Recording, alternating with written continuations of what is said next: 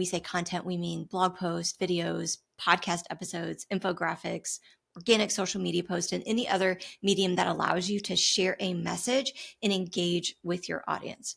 But instead of promoting a product or service, content marketing focuses on providing information, entertainment, or helpful resources that helps prospects see your business as a trusted resource and not a salesperson. Hey there, you're listening to the Priority Pursuit Podcast, a podcast dedicated to helping small business owners and leaders define, maintain, and pursue both their personal and business priorities so they can build lives and businesses that they love. We're your hosts, Victoria Rayburn and Kelly Rice, and today we are very excited to break down what we know to be the best and most effective marketing strategy for small businesses, the Flywheel Marketing Method. Yes, as a marketing agency for small businesses, we've been helping clients implement this strategy since, 2015?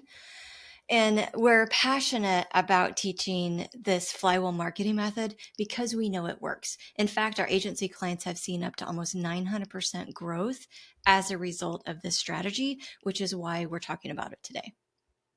In case you can't tell, we are super, super excited about this episode because, again, we've seen this work time and time again. So this is a strategy we are very passionate about. But if you aren't familiar with the Flywheel Marketing Method, this is simply a marketing strategy where your website and online marketing efforts are in sync and they function as a flywheel to continually produce results. Now, in case you are not mechanically inclined, which I'm not for the record and had no idea what a flywheel was until this strategy became a thing. But anyway, a flywheel is a mechanical device that's used to store rotational energy. A flywheel includes a heavy wheel or disc that it's mounted on an axle and can rotate. So flywheels are different from regular wheels, like a wheel attached to a car, and that a flywheel stores energy, allowing them to rotate and function from their built-up energy reserve even when new energy isn't being applied. So for example, probably as a kid, or I don't know, maybe if you camp, you are probably familiar with a hand crank flashlight. When you rotate the crank of the flashlight, you give the flywheel energy, which the flashlight then stores. So as a result, when you need to use the flashlight, you don't have to crank the wheel to keep the light on. Instead, the flashlight uses its stored energy from its flywheel to power the flashlight's bulb. With a hand crank flashlight, if you apply energy up front, you'll have light for a long time.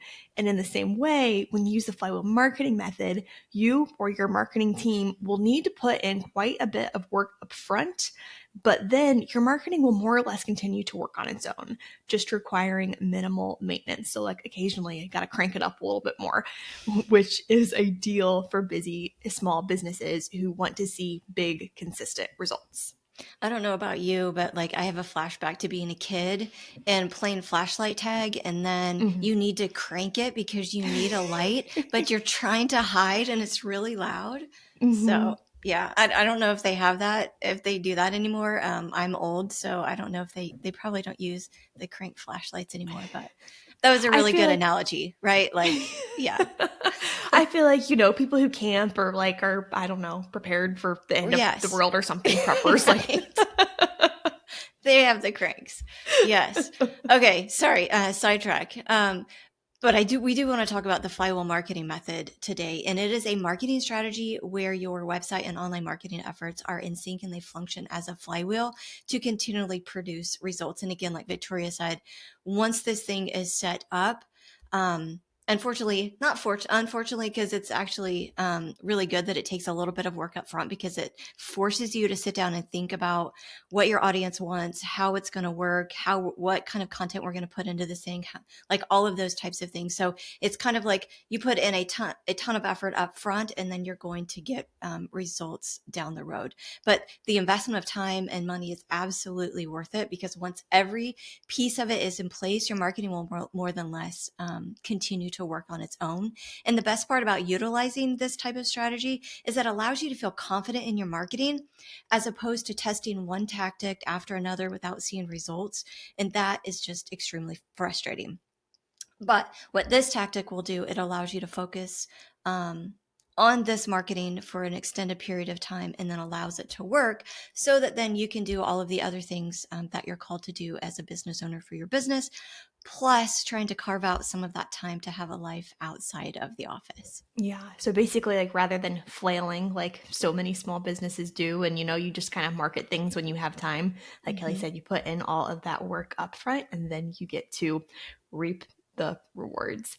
Now, if you are listening and thinking like that sounds great, but how the heck do I build a flywheel marketing strategy? What does that actually mean or look like from a marketing and tactical perspective? We want to break that down. So we will go through each phase in depth, but the flywheel marketing system includes 4 phases. So number 1, understanding your audience and creating clear messaging. 2, Shocker. yes, yeah. If you've listened to a single episode of Priority Pursuit, you knew that was going to be step number 1.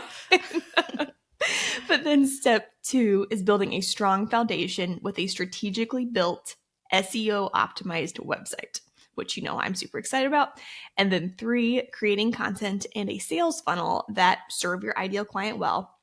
And then last but not least, promoting your products, services, and content. So just remember, like understanding your audience and creating clear messaging, building a strong foundation with the strategically built SEO optimized website, creating content and a sales funnel that serve your ideal client well, and then promoting your products, services, and content. And again, we're going to dive into all of these in here in just minutes. And just as a reminder, one more time, creating your flywheel system, it will take work. Whether you do it yourself, work with freelancers to handle pieces of it, or partner with an agency like TreeFrog to build your flywheel entirely.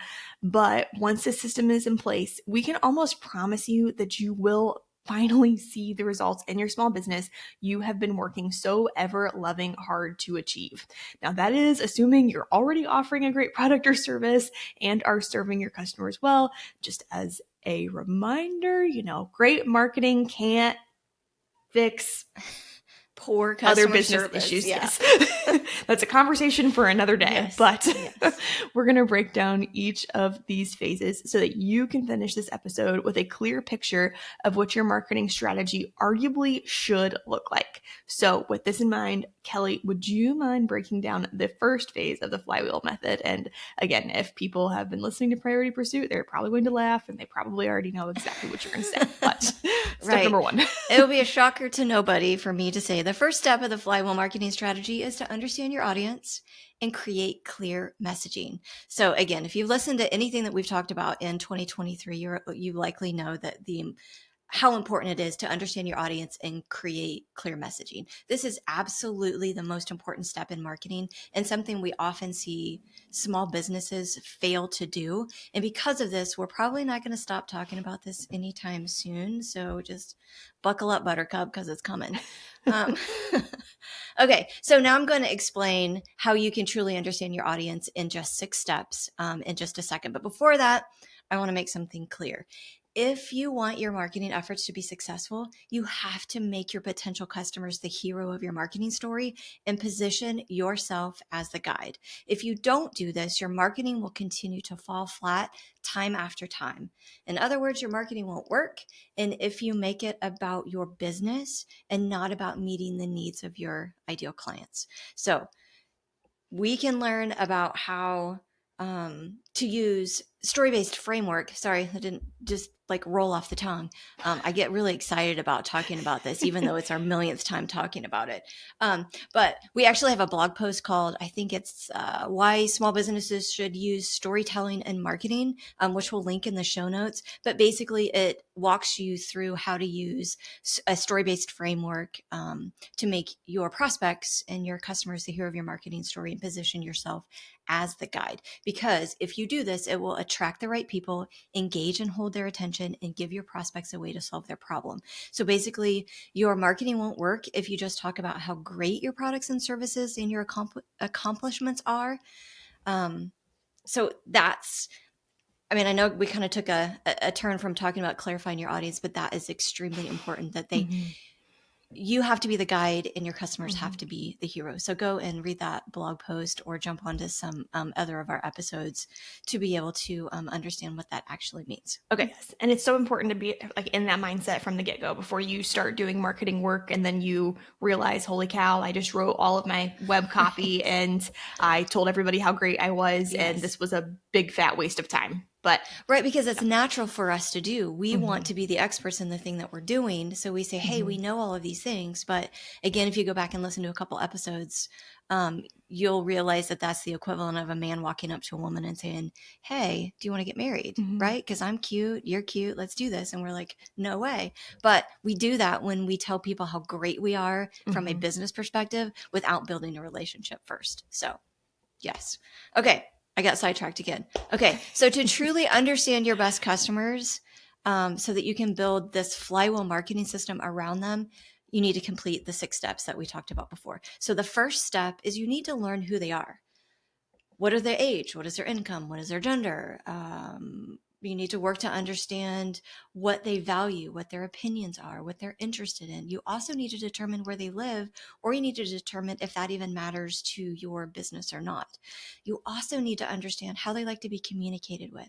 Are they on social media? Do they prefer email? How about asking questions via a chat? What is it that you can learn from them, from their demographics or their psychographics, that will help you better understand who they are so that you can start build a relationship with them? The second step is to determine what your audience wants to accomplish. Do your ideal customers want to make a difference? Do they want to save money? Do they want to save time? Have the best manicured lawn in the neighborhood? What is the thing that they really, really want help in finding or achieving? And that is going to be the thing that you're going to help them to do. So identifying that as a second step is extremely important. The third step is identifying what problems they face when they're trying to get those things accomplished. So most people put stumbling blocks in their own path when it comes to solving a problem or getting involved. For some, it's a lack of time, a lack of knowledge, lack of confidence, fear of spending too much money, or having to break a societal stigma. You need to figure out what the most pressing issue is for your ideal customers so that you can actually help them solve that. So the fourth step is that you need to understand how these problems make them feel. So when you know how their problems make them feel, you get the opportunity to help them overcome their challenge, which allows you to be the guide and not the hero in the story. Remember, the guide doesn't just start telling the hero how to fix his or her problems. The guide builds trust by showing that he or she understands the situation before giving advice. You need to do the same. So to figure out how their problems make them feel is going to be one of the main things that you need to do so that you can provide guidance to help them out of their emotional turmoil first before you give them a clear solution for their problem, which happens to be the 5th step in the 6-step process. So how can your products or services help them make their lives better? Just like in your favorite book or movie, the guy doesn't just sit there and pat the hero on the back and raise his confidence and tell him that he's going to be okay. The guide actually tells the hero what he needs to do in order to save the day, and you need to do the same. So once you've identified what their problems are and how it makes them feel, you can show empathy first by saying, hey, we've been there. We get this. We know it's frustrating. Here's a way out of that by doing XYZ or utilizing product ABC to do whatever it is that you need them to do in order to achieve the thing that you've just identified that they want to achieve. And then the final step is to determine what will happen when they actually follow your advice. So if someone chooses to buy from you or work from you, what will they get in return, or how will it help them? You need to answer the question, what is in it for me, by reminding them what success looks like if they follow your advice. So for those of you listening, if you're a wife, this is kind of how you talk to your husband, right? Like, you let them think it's their idea that this was a great outcome, and you need to do the same thing. You need to remind them that, hey, if you do this thing, all these positive things are going to happen. So, and if anybody that's been married for like 10 years or more, you're going, yeah, that's absolutely right. Yep. It doesn't matter how it gets done as long as it gets done. Okay, so I know that we just covered a lot of stuff pretty quickly, but we're not done. So part one was understanding your audience in the first step. And the second part of that is to create clear messaging.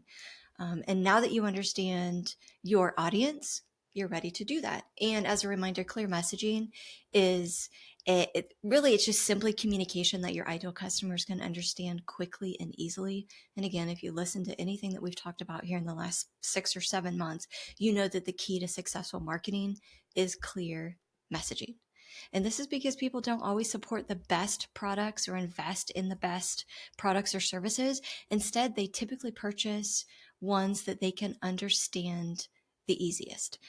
If they can understand it really, really quickly, they're going to be more apt to go towards that route as opposed to their brain sitting there having to understand, what does this mean? How is it going to help me? All of those types of things. So you could literally have the best product and service out there, but if you make it so complicated for them to understand, they're just going to move on. So to ensure that your message is clear and customer focused, you need to create what we call marketing guiding statements, which include 8 talking points, a one-liner, your story pitch, your why, and a sales script. And your marketing guiding statements are part of the first phase of the Flywheel Marketing Method because they are the GPS of your marketing efforts. Meaning, once you have these statements written, you'll know exactly what to say on your website, in your content, in your social media posts, and to prospects to convert them into paying customers. So we've already done, I don't even know how many episodes about marketing guiding statements and the importance of clarifying your messaging. And we know that this is a critical step. And by now, I think we've beat it into you that this is a critical step as well.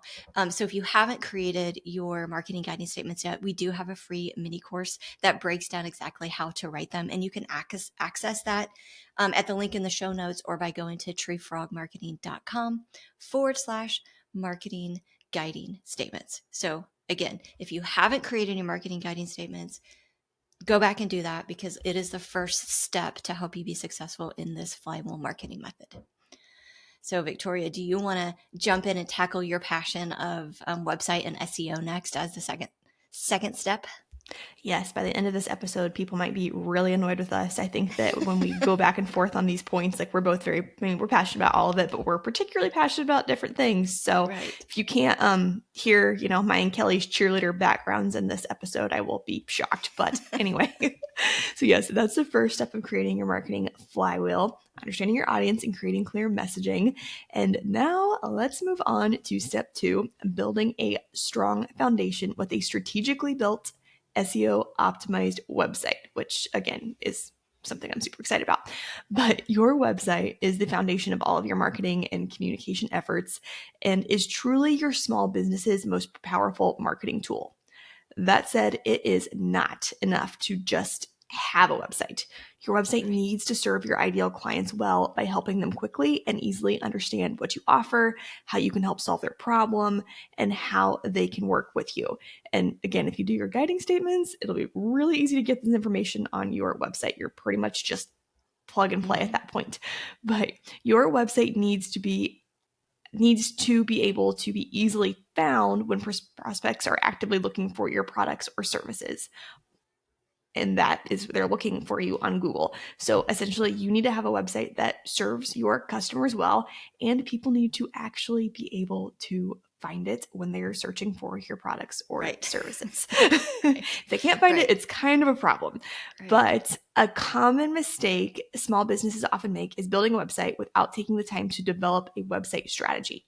To make your next website build as efficient and as effective as possible, we recommend building a website using the following steps. And guys, we know this is a lot of information. If you're driving, there's no way you can be taking notes or anything right now. So please note, if you check out the link in the show notes, there will also be a link to the coinciding blog post for this episode. And then you'll have all of this information in writing and kind of use it as a checklist. But the next time you go to build a website, the first thing that you want to do is to create a customer-focused web plan. Your website, again, needs to serve your ideal customers extremely well, which is one of the many reasons understanding your audience is the first step in creating your marketing flywheel. So as a result, the first step in building a strategic website is simply to outline a plan for your website. For example, what pages need to be on your website? What elements or functionality does your website need to include? Maybe you need an event calendar, a way to schedule appointments, a way for people to see what availability you have left. It's going to be different from business to business and from industry to industry. But also, what does the layout of your website need to look like? You don't have to, get all designy quite yet, but just a general idea. And then what other elements or information need to be on your site to serve your ideal customers well? Essentially, make a bullet point list of all the pages that need to be on your website, and then make another list of things that specifically need to appear, so that as you are developing your copy, as you're designing your website, you can make sure all of this is included. Now, for a breakdown of the 8 things that we argue must be included on your website, regardless of your industry, regardless of your ideal client, we want to encourage you to check out episode 100, answers to the most frequently asked questions about small business marketing. We will link that in the show notes, but that is a question in that episode that we cover. And if you do include those 8 things on your website, we promise your website will be so much more effective. And your website designer will love you. So whether you're doing it internally yourself or you're having it done, if you do all of this strategic work ahead of time, you're going to get exactly what you need. Exactly. So then after you have your web plan, next you need to create an initial keyword and SEO strategy for your website. We'll talk more about SEO in a moment, but you will save yourself hours upon hours of time if you do keyword research for the main pages of your website before you start writing copy or designing your site. So often I see, as an SEO coach, so often I see people, it's I built my entire website and now I want to optimize it for search engines. Oh my goodness, you could have made your life so much easier and kind of almost done things in tandem if you would have written knowing what your keywords are. But anyway, that's a tangent that we're not going to go off on right now. Right.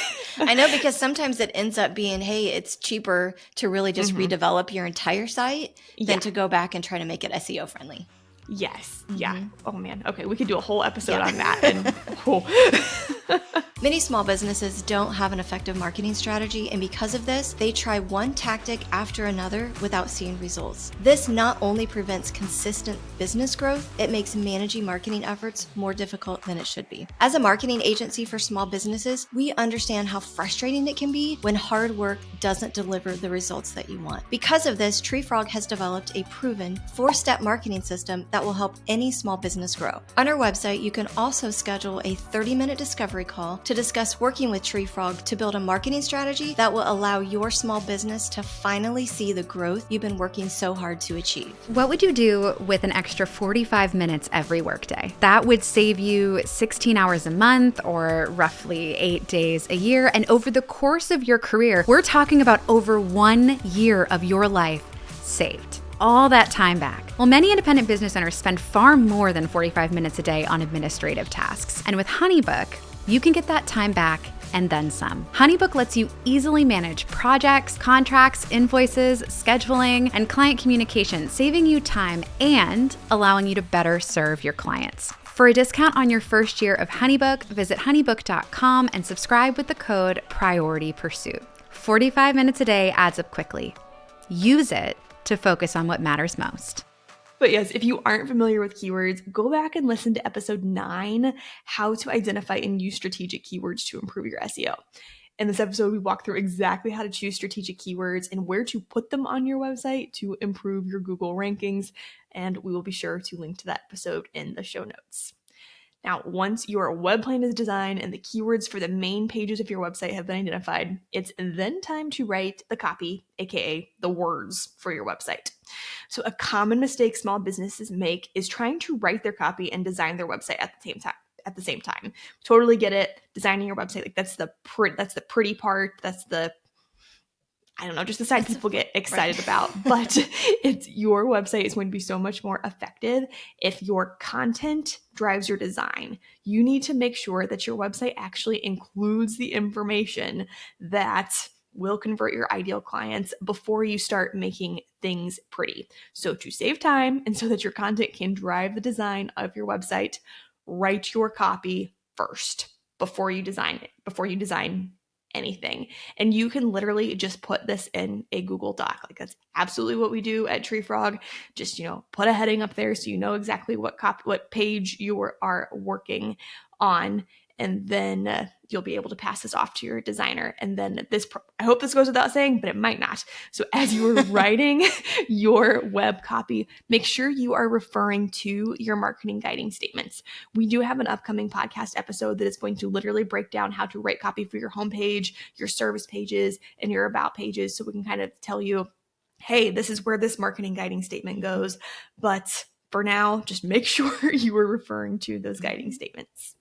That, and be sure to make your copy as concise as possible. So I don't want to give away all the secrets of our next episode, but yeah, people don't want to read a ton of copy on a website. So you just need to make sure that copy, when you write it, is scannable. Absolutely. And again, that's also a really important reason to do your marketing guiding statements, because otherwise you have this blank blinking cursor right in front of you. And you're like, oh, what do I say? What do I say? What do I say? And then you end up with so much copy that, I mean this with love, but nobody is ever going to read, because we all have the attention of goldfish and read headings and skim. So I actually think goldfish might have a longer attention span than we humans do now. Yeah, I think that technically is correct, but it makes me sad. So I'm going to just make it comparable.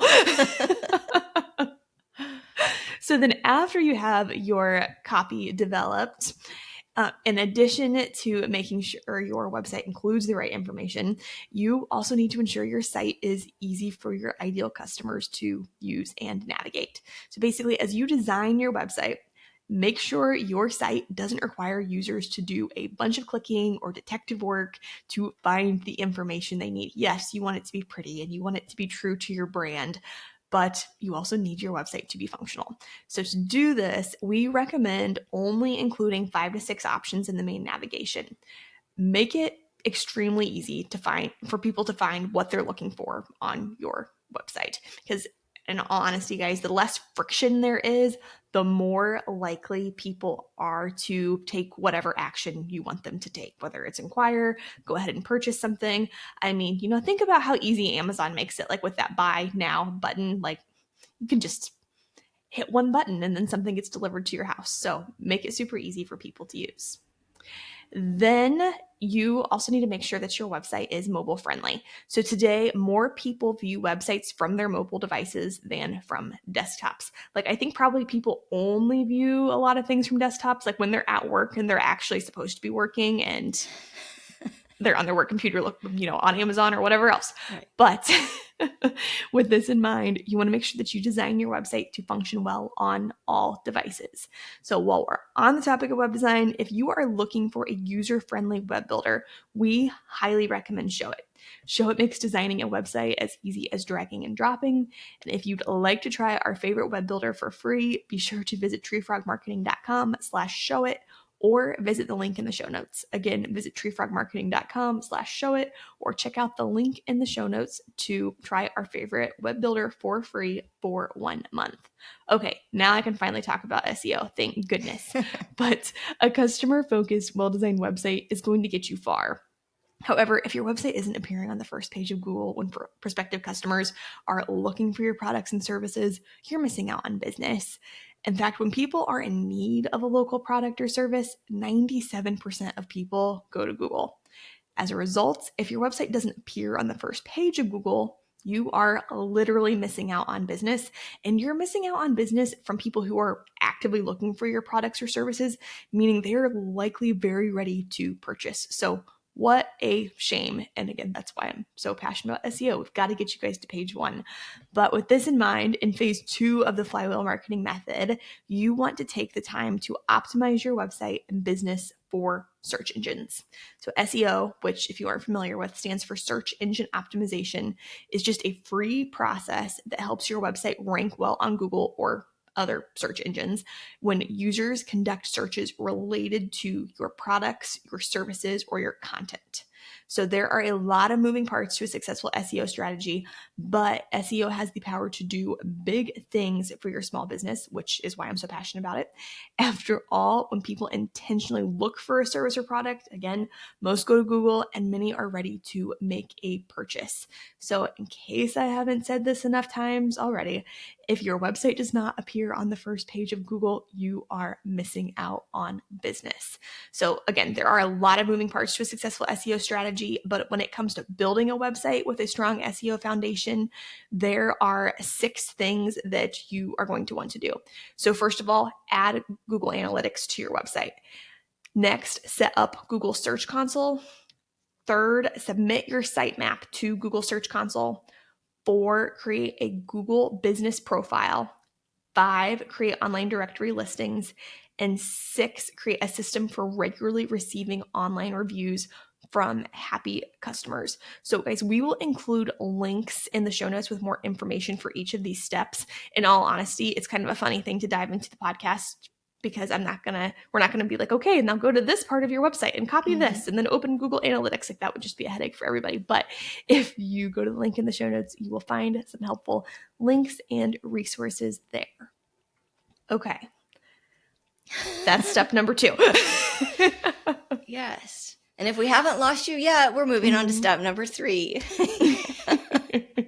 So no, after you've built a strong foundation with a customer focused, which is really important, SEO optimized website, the next step in the Flywheel method is to implement a content marketing strategy and sales funnel that serve your ideal customers well and make them want to further engage with your business. So first, let's talk about content marketing. So in case you aren't familiar with it, content marketing is a marketing strategy where businesses create and distribute valuable, relevant, and engaging content to attract their ideal clients.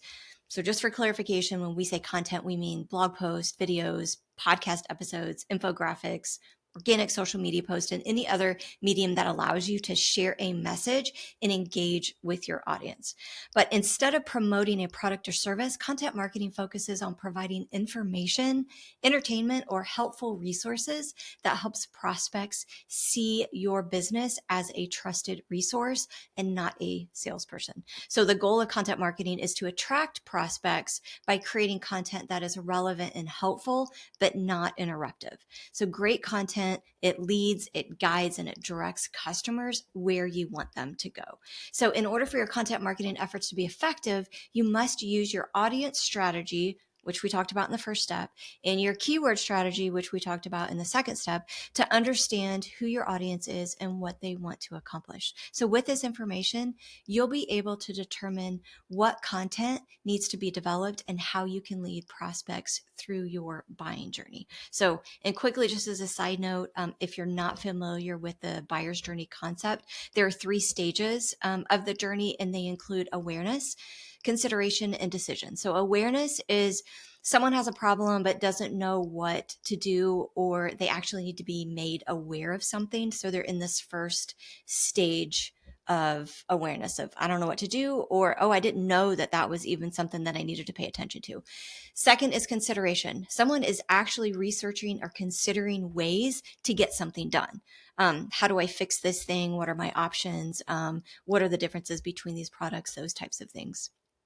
And then third is the decision stage. Someone is ready to make a decision, meaning they just need to be convinced that choosing your product or service is the right choice. So with that in mind, in this phase of the Flywheel Marketing Method, you want to create a content marketing strategy with engaging, informing content that leads prospects through your buyer's journey. You don't necessarily just want to start off with, this is our best product and here's why, because you may be talking, 97% of your audience may be in the awareness stage and you're only talking to 3% in the buyer stage. So you need to keep that buyer's journey in mind when you're creating content. And then also create monthly SEO optimized blog post. Again, there are many moving parts to a successful SEO strategy, but Google favors websites that are regularly updated with fresh quality content and website and content that utilizes SEO best practices. So creating content from both an SEO perspective is going to be important, but then also creating that content that your customers want or need to be made aware of to move them through their buyer's journey. Yes. So, and they should, in theory, go in tandem. I mean, they Yes. should overlap. And we just want to make it clear we're not saying like stuff your websites with keywords, because again, that's a Right. big no and a conversation Right. for another day. But Right. yay, And a yay, lot of your content blog marketing. posts, even your SEO based blog posts, they're going to sit in the awareness stage anyway. And that's where you've talked about how they, they kind of complement and they kind of flow together. And I think we actually have another episode on the content buying journey. I think it's in the marketing guiding statements. I don't know. We talk about it so much. It's hard to know. So if it's not in the marketing guiding statements stuff, we'll add a note to the show notes or into the blog so that you guys can find that as well. So, but content marketing is a great way to attract prospects, to serve them well and build trust. However, the secret to generating more qualified leads is to build and get prospects into your sales funnel, AKA, which means your email list. So your lead generation system should include a landing page, which is a website page or an opt-in page that guides customers through the curiosity phase of the relationship. It gives them the reasons why they should exchange their email address for the valuable information that you're offering. And then clearly you need to have an offer itself. So your lead generator, which can be simple as a 2-page PDF with valuable information, is an excellent way to generate highly qualified leads. It also allows an ideal customer to continue to engage with your brand without having too much risk associated. They're willing to give you their email address because the next step we're going to talk about isn't they're going to receive some emails, but the information that you're providing in this lead generator is valuable enough to them to have to deal with any emails that they may get, right? So the third step is a sales email campaign. Someone who gives you their email address is a highly qualified lead because they're basically saying, hey, I'm interested in this thing. And you need to use that to your advantage by creating an automated sales email campaign. We use 6 emails at Tree Frog that are used to kind of seal the deal, if you will. And those emails are strategically created to help break down the barriers that someone would have to either purchase from you or buy from you. And it's done in a non-salesy way by utilizing your audience strategy and your marketing guiding statements. You'll be able to help convince people that if they have a specific problem, you're going to be the one to help solve them in, again, a non-salesy way. So that's kind of content marketing / why you want to develop a sales funnel in a nutshell. And we will have more episodes about content marketing, about sales funnel development, about those emails that you might be like, okay, I would really like to know what those 6 emails need to say. We will break all of this down in further episodes. But the final phase of the Flywheel Marketing Method is promotion. Basically, once you have a customer-focused website, content, and lead generator, you need to promote these items. So again, people know that they exist, like all about SEO and being found organically, but your small business is going to succeed if you actually promote and put some money behind promoting these things. So you might be listening and thinking like, got it. Well, I'll just share these things on social media and my flywheel method will be complete. However, organic social media isn't enough for most small businesses anymore, unfortunately. So, I mean, have you ever wondered why your social media posts, like they just don't drive new business? And, if you've been a small business owner for a long time, 10, 15, 20 years ago, it was a different story. But many small businesses think that simply posting to their social media channels will be enough. But thanks to the ever-changing social media algorithms and honestly just these platforms becoming more and more saturated, and because they would like to have your money, that isn't how it works anymore. So in order to reach and connect with your ideal clients, you have to get your content in front of your audience. Since organic social media is no longer a dependable resource, this phase of the Flywheel Marketing Method includes helping your audience find your website and content through social media ads, Google ads, nurture email campaigns, and targeted email campaigns. In case you aren't familiar with any of these, I want to break all of them down just really briefly. But social media ads, while organic social media's reach may be down, social media advertising is a highly effective and arguably very affordable way to reach your best customers. So if you know that your ideal client is on a certain social media platform, chances are that is a really great place for you to start running ads. Google Ads, also a really affordable option for small businesses and highly effective. So like we mentioned before, when people are looking for a product or service, or if they have a question, most are going to turn to Google. With Google Ads, you can actually ensure that your website and content are among the first listed via Google search. In an ideal world, you are going to appear on that first page organically, but something that I do tell students all the time is that until you are on that first page organically, run Google Ads. They're not expensive. It's pay per click. So that really means like you're just paying for when people click on your website. It's a really great investment. Next, nurture email campaigns. So after prospects take you up on your lead generator or opt-in, the conversation shouldn't stop after they've received your 6 sales funnel emails.